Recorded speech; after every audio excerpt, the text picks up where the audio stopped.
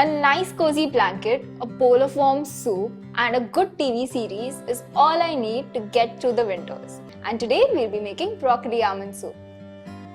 If you're thinking that I'm using almonds in the recipe and it's going to elongate it, don't worry. I've kept it super simple. We're not going to blanch anything.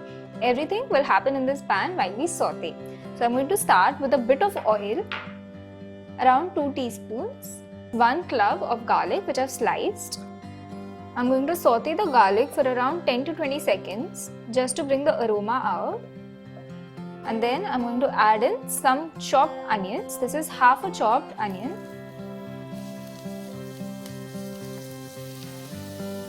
I'm going to add a pinch of salt to the onions so that they soften properly. I don't want them to brown at all.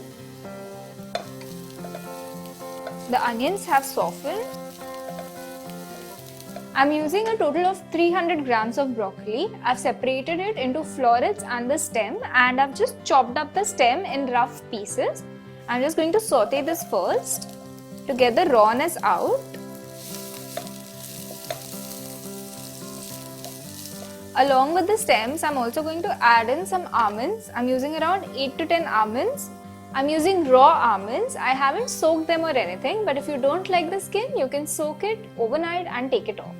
We're going to cook this on low to medium heat, and if you feel like the stems start catching a little bit of color, you can add a splash of water. The broccoli stems have a nice bright green color on them. That's how we know they are halfway done. So now it's time to add in the broccoli florets.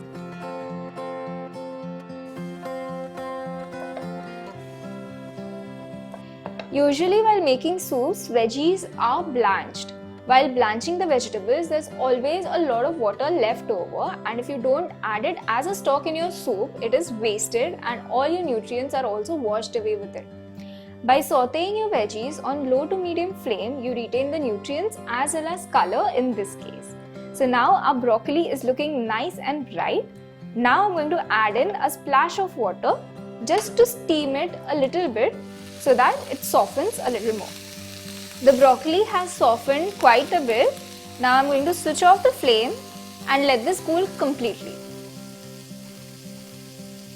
Many of us turn our faces around when it comes to broccoli. But if you're planning to eat healthy, this can be a game changer. Broccoli lowers cholesterol and it also keeps you full for a while. So it's a great way to add this as a meal in your diet. Now this is completely cool and I'm going to grind it.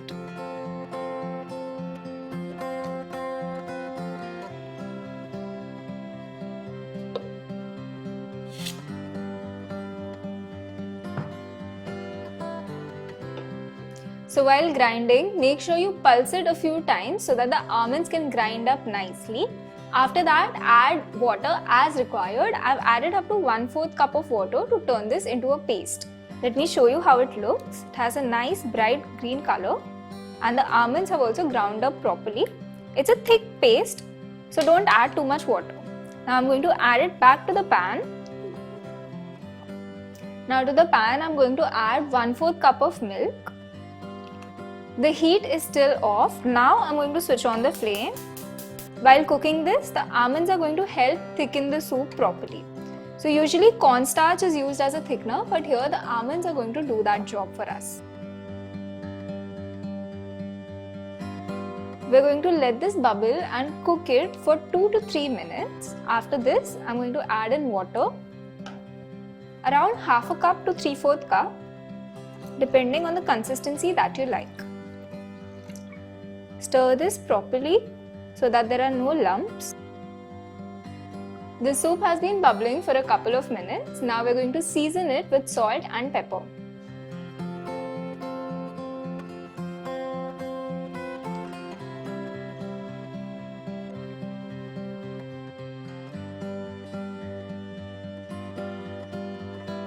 You can taste and adjust the seasoning as required. Our soup is ready. Let's serve it now.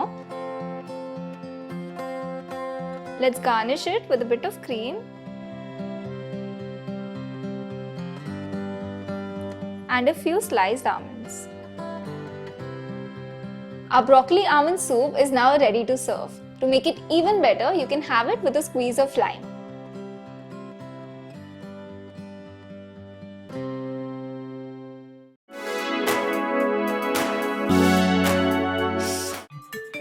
the winter approaches, soups are a must in every household. If you're looking for a new recipe to explore, today's recipe is just for you. And let's see the recipe for Mexican soup. First, I'm going to start with grilling some tomatoes. So I have 3 tomatoes here and I'm just going to place it on a grill. Also, 1 onion and around 3 to 4 cloves of garlic. Turn on the flame and I'm going to grill these vegetables till they are nicely softened. The garlic is going to cook very quickly, so make sure you turn them around and remove them in a couple of minutes. Keep rotating them as they char.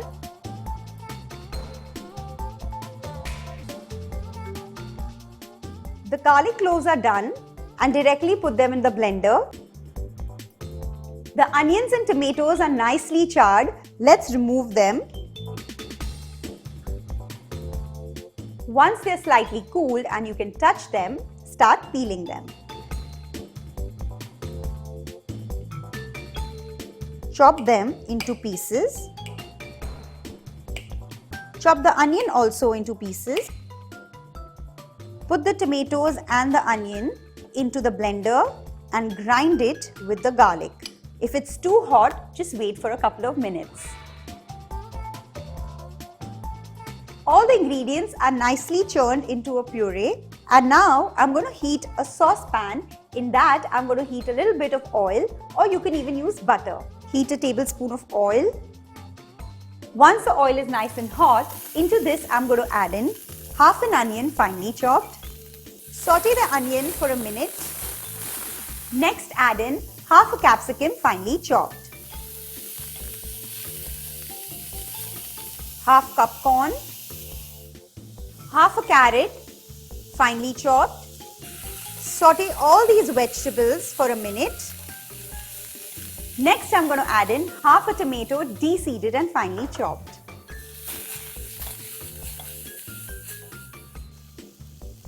Cook the vegetables for 2 to 3 minutes, and now it's time to strain the puree.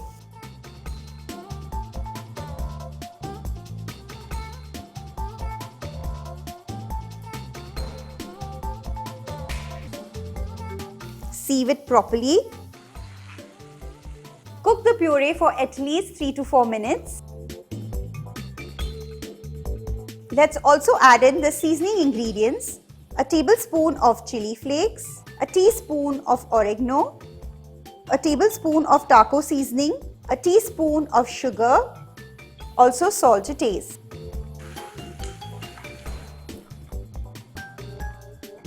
And now time to add in water. Add around 2.5 cups of water and boil the soup for 3 to 4 minutes. I'm also going to make a topping for the soup. So I'm going to make pico de gallo. So I have half a tomato de-seeded and finely chopped here, half an onion finely chopped, pinch of salt and some coriander leaves. If you like the soup nice and spicy, you can even add finely chopped green chilies, also a little bit of lemon juice. Let me tell you why we should have a bowl of soup before our meal. Apart from being appetizing, they also aid in digestion. So make sure you add it to your dietary plan. The soup is nicely boiled, and now into this I'm going to add in 1/4 cup of kidney beans that I soaked for 6 to 7 hours and pressure cooked it. Before turning off your flame, tear in a few tortillas and add it to the soup. This helps in making the soup thick and gives it a nice body. If you wish to add some nacho chips, you can do so. I'm going to drop in a few nacho chips. Let them boil for a couple of seconds. Give this a stir. The soup is ready. Turn off the flame. Let's plate this soup. Let's grate some cheese. Top it with some pico de gallo and break some nacho chips. A hearty filling bowl of soup is ready to beat the winter this year.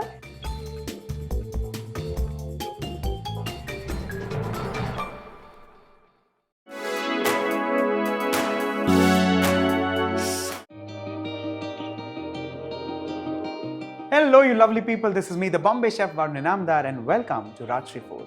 Well, today's recipe is that of a soup that's going to warm the cockles of your heart and literally an emotion to say. This one needs no introduction. The recipe is green pea soup. Let's begin. Green pea soup for me is not just a soup, it's an emotion. It's not the only soups that I had loved as a child. It's also possibly one of the first soups that I had ever made professionally. Let's begin this recipe with a touch of oil. You could also use a little bit of butter just to kind of make it nice and rich, but really optional because it's going to be loaded with cream. Classically, in French, well, that's a cuisine that all of us always have learned in hotel school. This soup is known as potage Saint-Germain. Well, Saint-Germain classically means the inclusion of peas. So whether it's a consommé or a cream soup, it's always Saint-Germain. So let's make the Saint-Germain soup in a very different style. Next ingredient, cloves of garlic, just roughly bashed. And like so, this goes straight in the oil, which is just kind of beginning to heat up. Let's add in some red onions.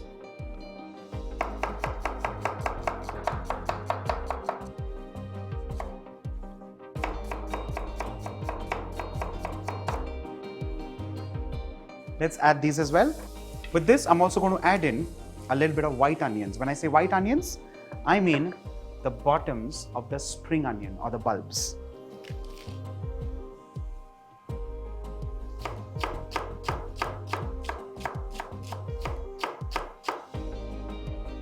Let's add these as well. Let's saute this on high flame for like a minute or so. We're not intending to bring any color in the recipe. It's only to ensure that the onions are just cooked. The raw flavor goes out and in goes a single bay leaf. I'm just going to snip it into two. And with this, I'm going to add in a very different kind of an ingredient, and this is ajwain or carom seeds. Well, traditionally in the recipe, you would either think of, say, thyme or oregano, or maybe a little modern coming to basil. But this one is ajwain. And why I'm adding this is because this is very easily available in all Indian homes across the globe. Let's add this in. Just a touch of it, just to bring in that little thymol family flavor, which is the identity of thyme. Let's stir this well. And with this, I'm going to add in peas. Now, these are, of course, blanched, fresh green peas. You can also use frozen by all means. While they're fresh in season, make the most of green peas. Let's stir this well. And next I'm going to add in salt of Zakanda. I'm sure you've heard a lot about salt of Zakanda. Well, this is salt of Zakanda, transparent, a little bit on your wound, and you'll see the dance of Zakanda. There's nothing like this. Ladies and gentlemen, let's add in regular table salt.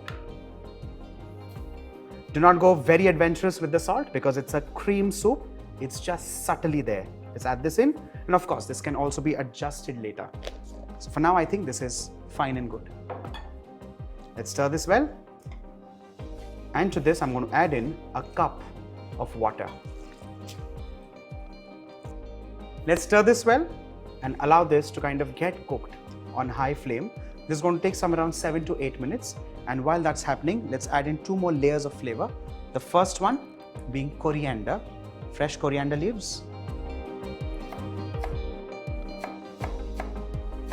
And along with this, I'm also adding in the spring greens. If you notice, I added the whites earlier while sauteing. I'm adding a little bit of the green part just to kind of bring in that extra additional flavor and also accentuate the green color.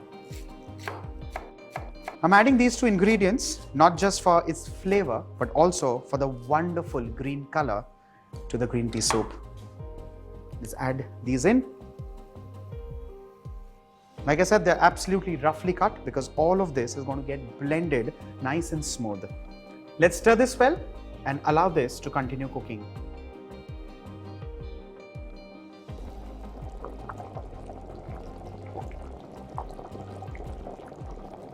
The peas are well cooked. Just as a reminder, bay leaf needs to get knocked out. And this entire mixture I'm transferring in a larger bowl so that now this can cool down to room temperature, because the next step is blending this into a fine puree.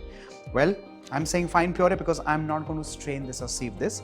Technically, that's how it's done, but I just like to retain the goodness of peas and the other ingredients.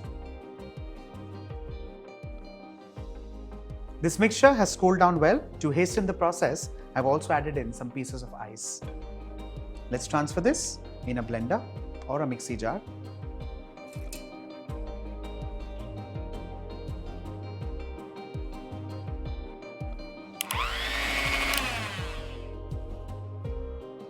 The peas are finely ground and ready. Let's have a quick check. That's exactly how we want it. Let's transfer all of this into the same wok or same pan and bring it to the consistency of a regular soup. So I'm going to not waste any of this. Shake it. And I'm going to use all the goodness which is here. Well, apart from this, I'm going to need a little more water.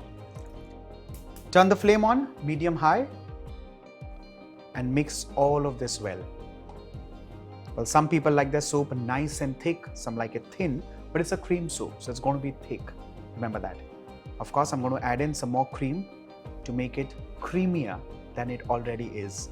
Cream also can be avoided. It's a personal choice completely. The only thing is, with the addition of cream, it becomes nice and rich.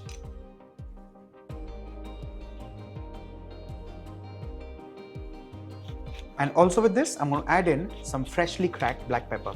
A quick few stirs, a quick few boils, and your cream soup is done and ready. Time to plate this now.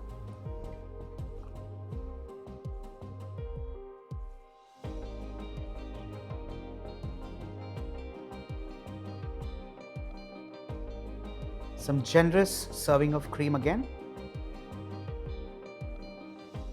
And finally, some black pepper. You know, the best part about showing you these recipes is, you know who gets to taste it first?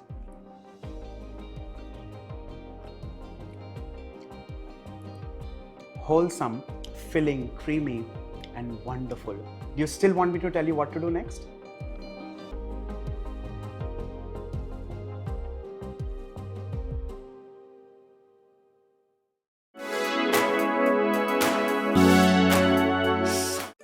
Soup is the ultimate comfort food, especially during winters. Today, I'm going to show you how to make a heartwarming mushroom soup. Let's get started.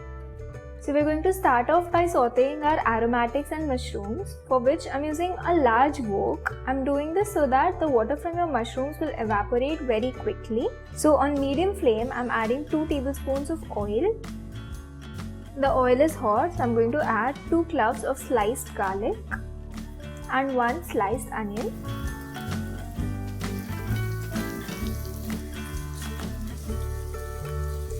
The onions have turned slightly golden brown. At this point, I'm going to add mushrooms. These are sliced button mushrooms, about 200 grams. And now I'm going to switch the flame to high and saute this till the mushrooms wilt.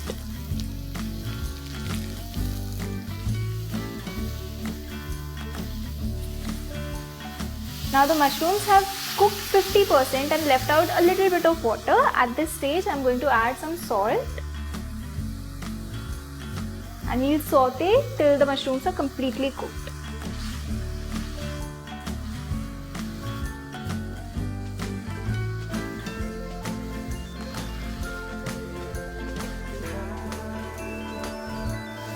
The mushrooms are completely cooked now. I'm going to make a well in the center. And I'm adding 1.5 tablespoons of butter.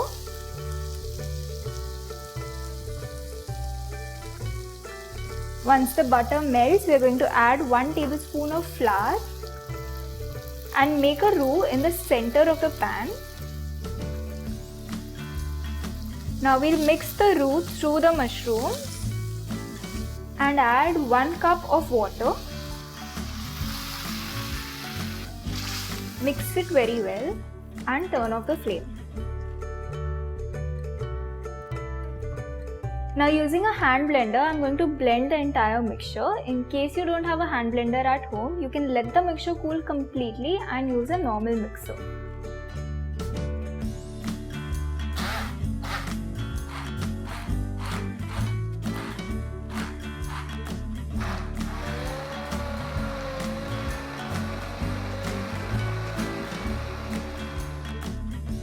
You can add more water if you want to adjust the consistency. I've added about half a cup of water extra to our pan so that it blends properly. Now we're going to set aside our mixer and switch on the flame again. Now we're going to bring this to a boil, and I'm also going to add some basil leaves. I've just shredded them.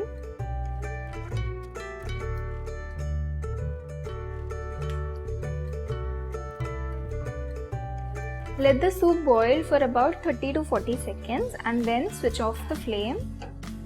You could also add cream if you like to this, but I like it as it is. Instead of water, you can also use vegetable stock to thin the soup down. Now let's serve this.